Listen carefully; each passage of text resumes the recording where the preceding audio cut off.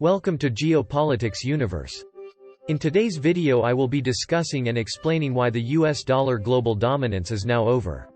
But first, I would just like to welcome you to Geopolitics Universe. This is a channel where we share the latest news, rumors, and insights into all things on geopolitics. You'll be able to find news surrounding all things to do with geopolitics. I would really appreciate it if you could please like and subscribe. Also, I just wanted to announce, as we are a new channel which is growing by the day, we will be launching a giveaway for a $50 Amazon gift card. All you have to do to enter is like and subscribe. The giveaway winner will be announced in due course. Now let's carry on with the video. The tale began in 1944. World War II was at its peak in Europe. Amidst such insecurities, 44 Allied nations convened in New Hampshire to establish the Bretton Woods system. Under the stipulations of the system, all countries adjusted their currencies to the US dollar while fixing the dollar to gold. They assumed that fixing a gold standard would reduce volatility in the global economy. Conveniently, that agreement also established US hegemony over global trade. However, by the early 1970s, that system collapsed as the US encountered a gold crunch. The US faced a balance of payments crisis. The Federal Reserve did not have enough gold reserves to back the dollar. The infamous Nixon shock ended the US dollar's convertibility to gold. Henceforth, the US dollar plummeted as countries rapidly lost confidence in the greenback. This is the point that pivots the reality of today. In the mid-1970s, President Richard Nixon struck a deal with the Organization of Petroleum Exporting Countries to trade oil exclusively in dollars in exchange for US military assistance. Consequently, the petrodollar emerged, oil prices quadrupled, and the rest is history. Ever since, the US dollar has been the undisputed exchange reserve currency across the world. Agreements with Saudi Arabia and the rest of the Middle East reinforced the global oil trade in the greenback currency.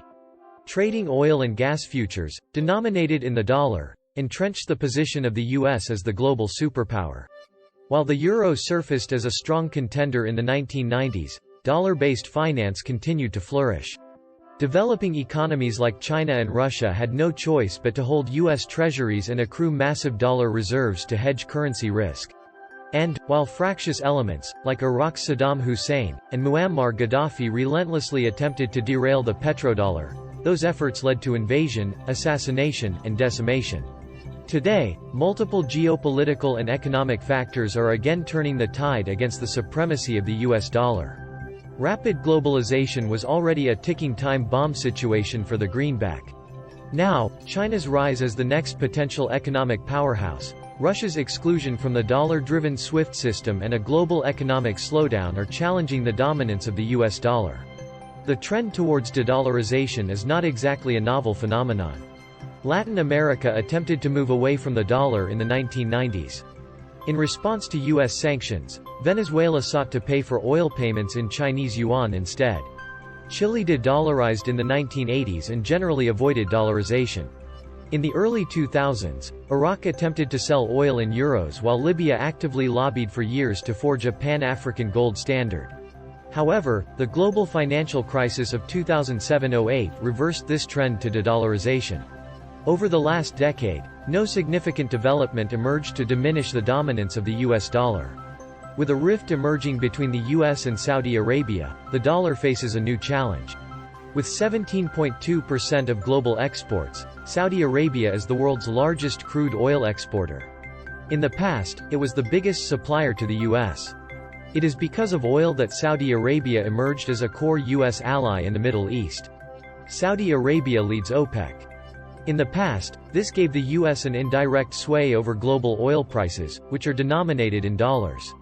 This allowed successive American governments to run massive trade deficits and take cheap debt. Since 1979, the Saudi Kingdom has been a US proxy against Iran. In the past few years, the US has boosted shale oil production and built up its strategic petroleum reserve.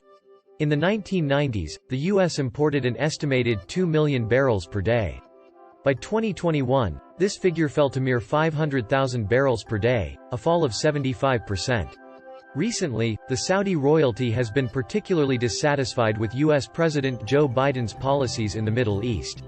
Biden's decision to withdraw support for Saudi Arabia's military intervention in Yemen annoyed Riyadh. How the attacks on Saudi oil facilities and Biden's attempt to revive the nuclear deal with Iran has increased Saudi insecurities. Riyadh believes that the U.S. is backtracking on the historic security guarantees to the House of Saud. Biden's recent Middle East tour was an abject failure.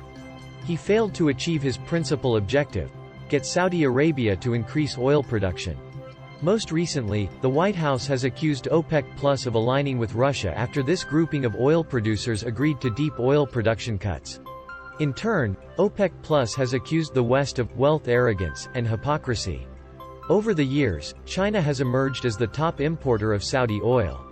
In 2020, Saudi Arabia exported $95.7 billion worth of oil. China accounted for $24.7 billion of that figure, while the U.S. imports were a mere $6.59 billion. China's Belt and Road Initiative has invested in Saudi Arabia, and Chinese investments reportedly reached $43.47 billion in 2021. Saudi Arabia is planning to invest in Chinese companies. Aramco has signed a $10 billion deal with Chinese petroleum companies. Talk of the Petro-Yuan oil trade has hit the headlines. As of now, the $13.4 trillion Eurodollar market and the $25 trillion U.S. Treasury market offer depth and liquidity that no one else can match. Yet this could change in the future. Rising interest rates have strengthened the dollar, causing import bills of poorer economies to shoot up and triggering a global debt crisis. This might shake the global faith in the U.S. dollar, and at least China's trading partner might become more amenable to trading in yuan. Russian President Vladimir Putin recently addressed the BRICS summit, a grouping of Brazil, Russia, India, China and South Africa. He spoke of an alternate mechanism for international payments and an alternative to the International Monetary Fund's special drawing rights. Instead of denominating against the dollar, countries could use a basket of their respective currencies instead. Talk of Iran and even Saudi Arabia joining BRICS has emerged. Were this to happen, such a grouping would make up more than a third of the global GDP, over 25% of the global oil output, roughly 40% of the global iron production, and about half of the world's agricultural production.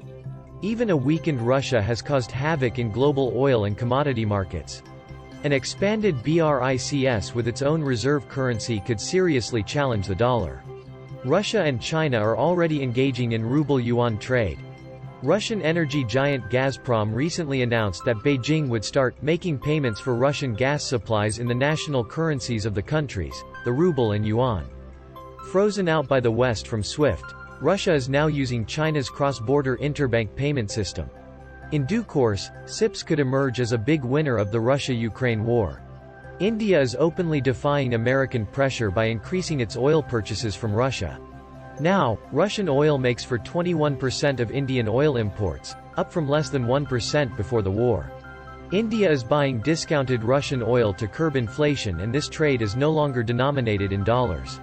Along with closer Russia-China ties, India's imports of Russian oil dent the dominance of the dollar. So are moves by NATO member Turkey to buy discounted Russian oil. If such trends continue, the days of the US dollar may be numbered. Thanks so much for watching till the end. Please like, comment and subscribe and turn the notification bell on so you never miss a video.